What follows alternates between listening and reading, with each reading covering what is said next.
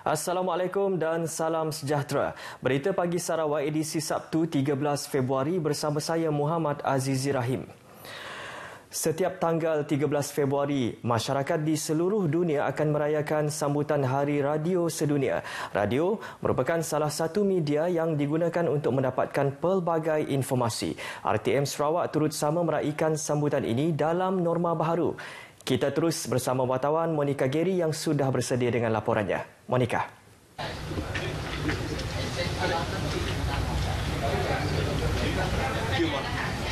Terima kasih Azizi di studio. Baiklah, ketika ini saya berada di pekarangan Auditorium P. Ramlee RTM Kuching di mana sebentar saja lagi akan berlangsungnya acara pelepasan kayuhan basikal sempena Hari Radio Sedunia Anjuran RTM Kuching. Dan pada pagi ini bersama saya iaitu Ahli Dewan Undangan Negeri Saribas yang berhormat Raziz Hitam. Baiklah YB, selamat pagi. Selamat pagi. Okey YB, Hari Radio Sedunia adakah yang masih relevan pada pandangan YB dalam era digital pada masa kini? Pertama sekali saya ucapkan selamat menyambut Hari Radio Sedunia kepada semua warga RTM khususnya dan juga rakyat Malaysia amnya. Pada pandangan saya, radio merupakan satu medium yang masih relevan sampai sekarang. Walaupun pada zamannya radio itu merupakan satu teknologi yang terbaik pada zamannya, tapi walaupun kita berhadapan dengan pembangunan teknologi yang pesat seperti media sosial yang ada sekarang ni, ada Facebook, WhatsApp dan sebagainya itu, tapi itu tidak meluntur penggunaan kita terhadap radio. Sebab radio masih lagi satu alat yang rasional digunakan dalam untuk kita menyampaikan maklumat dan juga untuk kita mendapatkan maklumat kepada rakyat seluruh Malaysia ataupun seluruh dunia khususnya. Baiklah, YB ada ucapan sedikit mengenai sambutan Hari Radio Sedunia pada hari ini. Saya ambil kesempatan ini ucapkan selamat menyambut Hari Radio kepada seluruh rakyat Malaysia. Dan saya mengharapkan agar penggunaan radio ini di peringkat yang lebih global akan menjadi lebih majulah di kalangan rakyat Malaysia ini khususnya, dan saya yakin di peringkat antarabangsa sekalipun radio masih lagi satu platform yang relevan sampai bila-bila, insya-Allah. Baiklah, itu pandangan yang berhormat Raziz Hitam.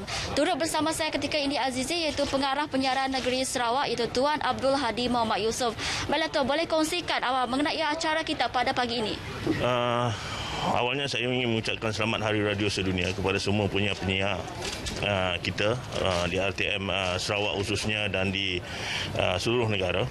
Pada hari ini kita mengambil kesempatan untuk sempena sambutan Hari Radio di mana Kelab Rekreasi RTM Sarawak telah mencetuskan idea untuk kita mengadakan fun ride, yang mana pada hari ini kita akan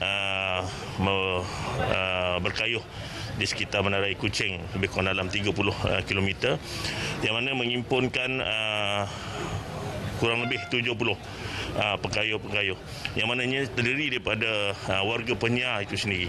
Dan ini adalah pertamanya objektifnya adalah untuk menanamkan sikap dan juga kehidupan yang sihat. Kerana RTM Sarawak pada tahun ini memberi fokus kepada kesihatan warganya, kerana kita pun menyedari bahawa pandemik COVID-19 ini masih lagi aktif, dan kita berharap bahawa semua warga penyiar akan terus sihat dan terus mengamalkan kehidupan yang seperti norma baru ini. Baiklah, terima kasih Tuan. Baiklah Azizi, itu saja yang dapat saya kongsikan dari pekarangan Auditorium P. Ramlee RTM Kuching ini sempena sambutan Hari Radio Sedunia yang dianjurkan oleh RTM Kuching. Selamat Hari Radio Sedunia, kembali kepada Azizi di studio. Silakan. Terima kasih Monica. Dalam pada itu, perkembangan teknologi dari semasa ke semasa menyaksikan radio mengalami evolusi yang cukup hebat pada abad ini, menjadikannya satu medium hiburan dan penyampaian maklumat yang kekal inovatif. Terdapat pelbagai medium atau platform untuk mengikuti siaran radio, sama ada melalui telefon pintar, TV digital, sistem radio di dalam kenderaan mahupun melalui komputer. Namun, peti radio atau radio mudah alih yang menggunakan bateri tetap menjadi pilihan pendengar.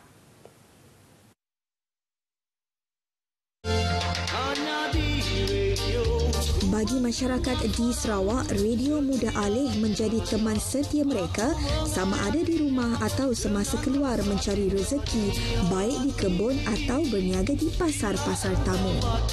Radio ni memang penting sebab radio ni kalau kita dengar radio, kita tahu berita terkini. Lebih lagi pasal COVID-19. Radio ni banyak sangat radio. Ruang tamu pun ada, dapur pun ada, bilik tidur pun ada, pasal tamu pun ada radio. Sebab radio ni senang kita bawa kulu kilik kan. Yang kita bawa internet tu yang terbaru sekarang. Bagi Emeline Aki pula, radio menjadi pilihan untuk mendapat maklumat terkini yang sahih dan boleh dipercayai berbanding media sosial. Bagi saya lebih kepada radio. Sebab dalam komitmen kerja tak dapat tengok telefon. Ya, secara jujurnya lah. Sebab radio kan kita pasang terus dia ada info, and then ada nyanyi juga, ada hiburan, ada info, ada yang penting lah lebih kepada macam fakta lah. Bersempena Hari Radio Sedunia yang disambut hari ini, RTM Sri Aman berkesempatan menyantuni bekas juruhebah Radio Sri Aman yang bertugas pada tahun 1977 sehingga 2002, Hajah Talhah Abdul Rahim. Hajah Talhah mengakui siaran radio ketika ini sudah mengalami banyak perubahan berbanding lebih 40 tahun yang lalu. Dulu kita cuma dapat mengikuti siaran melalui gelombang AM. Gelombang AM itu memang luas tapi banyak gangguan-gangguan yang dapat. Kalau sekarang ni kita melalui gelombang FM, ianya sangat luas dan mudah, senang diikuti di mana-mana juga. Beliau juga bersetuju siaran radio sekarang ini lebih mudah diakses melalui pelbagai platform dan beliau sendiri sering menggunakan telefon pintar untuk mengikuti siaran radio. Saya sebenarnya bukan seorang penyampai radio, tetapi hari ini saya cuba untuk menyelami dan memahami tugas seorang penyampai radio dalam menyampaikan berita, informasi dan juga hiburan. Dan ingin saya memetik kata-kata Hajah Talhah yang berbunyi, tempat jatuh lagi dikenang. Ini kan pula tempat kita bermesra di udara. Dan saya percaya itulah pengalaman yang dicipta oleh setiap penyampai radio dalam usaha mereka mengekalkan kesaling hubungan di antara mereka, radio dan juga masyarakat luar. Rosita Ampong, RTM.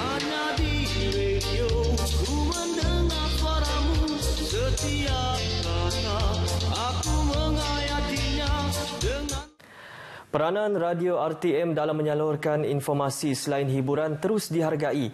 Bagi peminat setianya, radio RTM menjadi sumber ilmu, maklumat dan hiburan seiring dengan peredaran zaman. Saya dan suami merupakan antara peminat radio. Dan saya melihat dah umur lebih 50 ni, radio sejak dulu, kini dan saya yakin sehingga masa akan datang masih tetap relevan di hati pendengar. Bagi saya, siaran radio seperti RTM masih lagi relevan kerana menyalurkan info yang sahih dan terkini seperti isu COVID-19 sekarang ini. Bagi aku lah, Radio Limbang ni memang yang menghiburkan semua etnik yang ada di Limbang lah. Pelbagai etnik, contohnya seperti etnik Kedayan, Iban, Lun Bawang, Bisaya. Jadi itu menghiburkan semua etnik yang ada di sini lah. Sebenarnya radio ini tidaklah pupus di telan zaman, mengikut ataupun dari aspek anak muda ataupun generasi baharu kerana banyak platform ataupun kemudahan pada masa kini yang telah disediakan untuk kami mengakses ataupun mendengar radio seperti di MyClick, yang ada di media sosial dan juga laman sesawangnya sendiri. Bertemakan evolusi, inovasi dan kesaling hubungan, diharapkan radio terus memenangi hati pendengarnya. Selamat Hari Radio Sedunia. Selamat Hari Radio Sedunia. Selamat menyambut Hari Radio Sedunia. Kes kematian akibat jangkitan COVID-19 di Sarawak meningkat kepada 58 kes apabila 2 kes kematian baru dicatatkan semalam. Jawatankuasa Pengurusan Bencana Negeri JPBN Sarawak dalam kenyataan media memaklumkan kes kematian itu dilaporkan di Sibu dan Bintulu. Kes kematian ke-57 melibatkan seorang perempuan warga tempatan berumur 66 tahun yang telah dimasukkan ke Hospital Sibu kerana masalah kesukaran bernafas. Manakala kes kematian ke-58 melibatkan seorang berumur 79 tahun yang telah dimasukkan ke Hospital Bintulu juga disebabkan masalah kesukaran bernafas. Sementara itu, terdapat 83 kes baharu positif COVID-19 di Kesan semalam, menjadikan jumlah keseluruhan kes positif di Sarawak meningkat kepada 6,273 kes. Sibu terus mencatatkan kes tertinggi dengan 49 kes, Bintulu 7 kes, Kapit dan Selangau 5 kes, Semarahan 2 kes, manakala Lundu dan Meradong masing-masing 1 kes. Semalam juga menyaksikan daerah Julau bertukar status daripada jingga kepada merah setelah merekodkan 42 kes jangkitan tempatan baharu dalam tempoh 14 hari yang lepas. Seramai 30 pelajar Sekolah Menengah Kebangsaan Saratop kini sedang menjalani kuarantin wajib selama 14 hari di asrama. Menurut Timbalan Menteri Tenaga dan Sumber Asli Dato' Ali Biju dalam satu hantaran di Facebook memaklumkan mereka merupakan kontak rapat kepada salah seorang rakan sekelas yang sebelum ini disahkan positif COVID-19 yang berasal dari Rumah Sidah Sungai Berangan, Saratop. Jelasnya, Pusat Khidmat Parlimen Saratop telah dimaklumkan pihak sekolah mengenai perkara tersebut dan keputusan ujian saringan awal yang dibuat pada Isnin lepas bagi kesemua pelajar terbabit termasuk 11 guru adalah kedua akan dilakukan pada Rabu depan. Menurut Dato' Ali Biju, penyediaan tempat kuarantin bagi pelajar terbabit di sajar terbabit di sebuah blok berasingan telah diurus oleh Jawatankuasa Pengurusan Bencana Bahagian Betong dengan kerjasama pejabat pendidikan daerah, pihak sekolah serta agensi lain yang berkaitan. Beliau turut bersedia menanggung semua kos makan dan minum bagi mengurangkan beban yang perlu dan pada masa sama menjamin makan dan minum pelajar tersebut sentiasa terjaga. Paparan itu tadi mengakhiri Berita Pagi Sarawak edisi 13 Februari. Selamat menyambut Hari Radio Sedunia dan terus patuhi SOP pencegahan COVID-19. Saya Muhammad Azizur Rahim. Assalamualaikum dan salam hormat.